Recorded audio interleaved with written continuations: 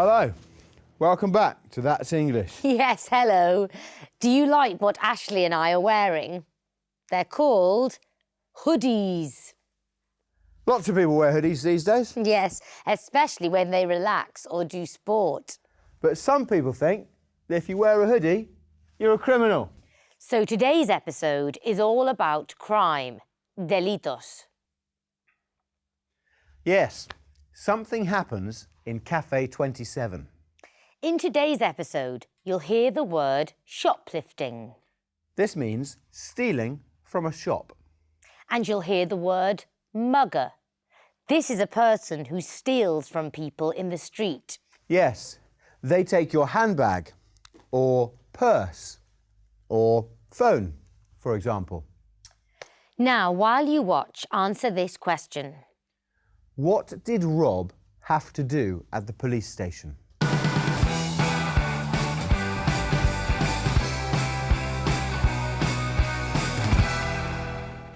Hey, where's he gone?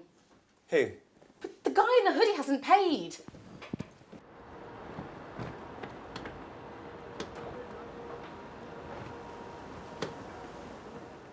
What did he have? He had a vegetarian breakfast and 2 cups of coffee. It's hard to believe, isn't it? That's the third person who hasn't paid this month. It's so annoying that we can't trust our customers. This area's not as good as it used to be. That's right. Look at the high street, which used to be so busy and exciting. Some shops have closed down. I heard that vandals broke into the old bakery last week. Most of these kids with a hoodie are criminals. No, they aren't. I know lots of nice people who wear hoodies. My friend Mick was here for a coffee yesterday. He wears a hoodie, but he's not a criminal. Yes, he seems like a nice person, a very nice person. Well, most of them are criminals. They have to steal to pay for their drugs. About 2 months ago, I was in the newsagents in East Street when I saw a youth in a hoodie. He looked very suspicious, and it was obvious that he was trying to shoplift. But he knew I was watching him. What happened? A friend of my mother's, Mrs. Rooney, who'd just bought a lottery ticket, put the change in her purse and left. The young man followed her out. Outside, I saw him snatch her purse and knock her over. Then he ran off. God, you okay? Did he hurt you? Was the woman okay? She was upset, of course, but luckily she didn't seem to be hurt. It's frightening how often this happens. It seems that no one is safe on the streets anymore. I had to go to the police station and give a description of the mugger. He was about 5'8" and quite slim, but it was impossible to see his face because he was wearing a hoodie. But I saw his hand, which had a tattoo of a snake. Can I help you? Yeah, where's the woman who works here? Hi. I was having breakfast here and got an urgent phone call from my mate. He was in trouble, so I rushed off and forgot to pay. I'm really sorry. It's wonderful to meet such an honest young man. You see? Not all young men in hoodies are criminals. Poor Mrs. Rooney. That mugger took her purse. I hope they catch him. Well, at least the guy in the cafe came back after he'd forgotten to pay. So, did you find the answer to our question? What did Rob have to do at the police station? I had to go to the police station and give a description of the mugger. That's right. He had to go to the police station to give a description of the mugger.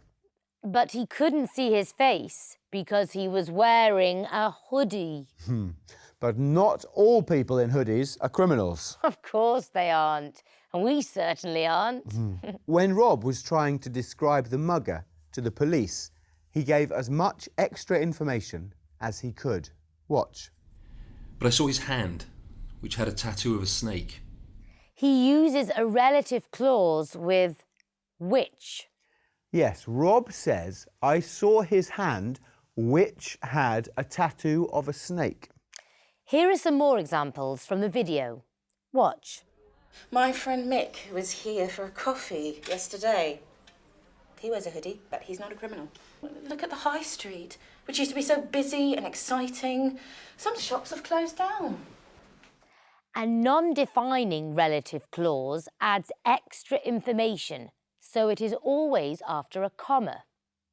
It always starts with a relative pronoun, such as who, which, when, whose, or where.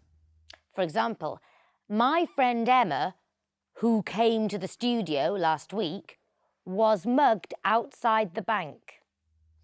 My friend Dave, whose father is a policeman, was caught driving drunk. Oh dear. In the video, we also heard someone making judgments. Watch.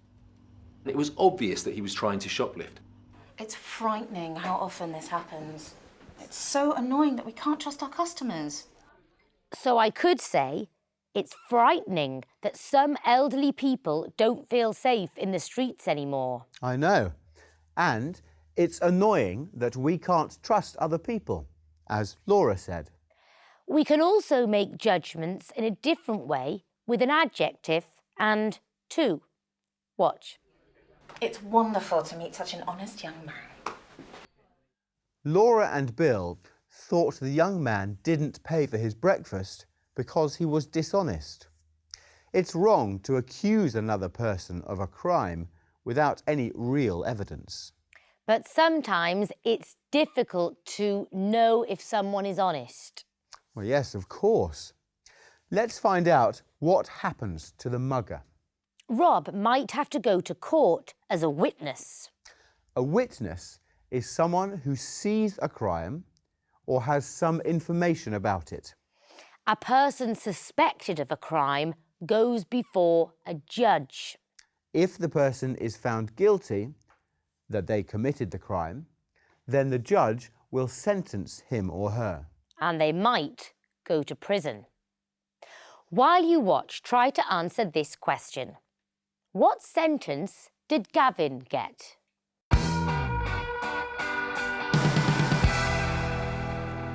What can I get you? I'll have a Coke, mate.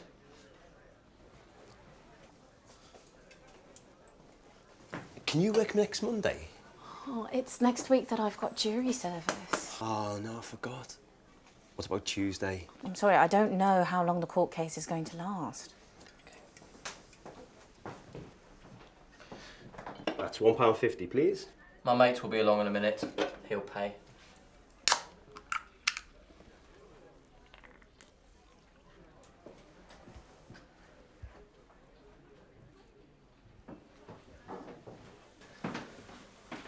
What's the matter? You look worried. That young man over there has got a snake tattooed on his hand. That's him.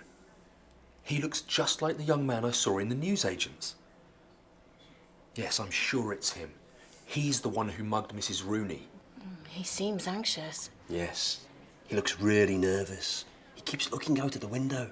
He seems to be waiting for someone. He looks like a drug dealer. We could make a citizen's arrest. No, he looks dangerous. He might have a weapon. Keep an eye on him. I'll call the police. What if he leaves the cafe?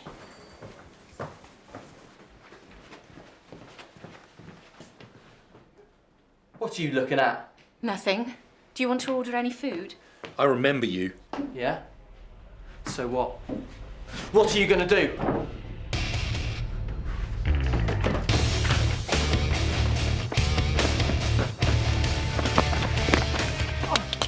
We've been looking for you. I'm arresting you on suspicion of theft and assault. You've got no proof! We have plenty of witnesses. I'm innocent! Tell that to the judge. You're going to prison this time. Well, I want my lawyer! You can make a phone call when we get to the station.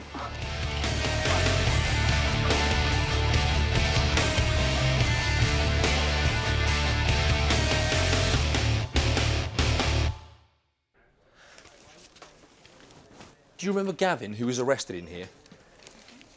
The judge sentenced him to 2 years. He'll be out on probation in 9 months.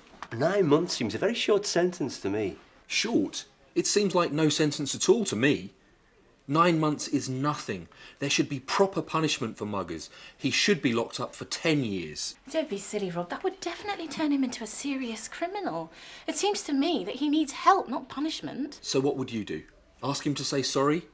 Give him a hug? Did you know that it costs £50,000 a year to keep a young man in prison? Wouldn't it be better to spend that money helping him stay out of prison? Well, I suppose you've got a point.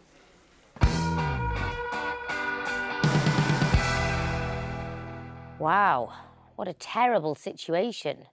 Did you get the answer to our question? What sentence did Gavin get? The judge sentenced him to 2 years. So he was found guilty and he had to go to prison for 2 years. In the video, we heard people describing others. Watch. You look worried. He looks really nervous. No, he looks dangerous. Did you notice? You can use look and an adjective to describe someone's appearance at a certain moment. Annabelle looks serious today. Ashley. We can also use look like and a noun. Watch. He looks just like the young man I saw in the newsagents. He looks like a drug dealer. Annabelle looks like a criminal in her hoodie today. Or Ashley looks like a teenager in that hoodie. In the next scene, Laura describes Gavin using the word seem. Watch. He seems anxious. Laura said he seems anxious, but she could also say he looks anxious. Look refers more to the physical appearance and seem to the impression the person gives. At the end of the video, Laura and Rob were discussing prisons. Laura seems to think they are a waste of money. We asked some people in the street if they think prisons are really useful institutions. Well, they do keep, they're for the, obviously bad people, but I do know friends who have been in prison and they probably sometimes have a better life inside than they do out.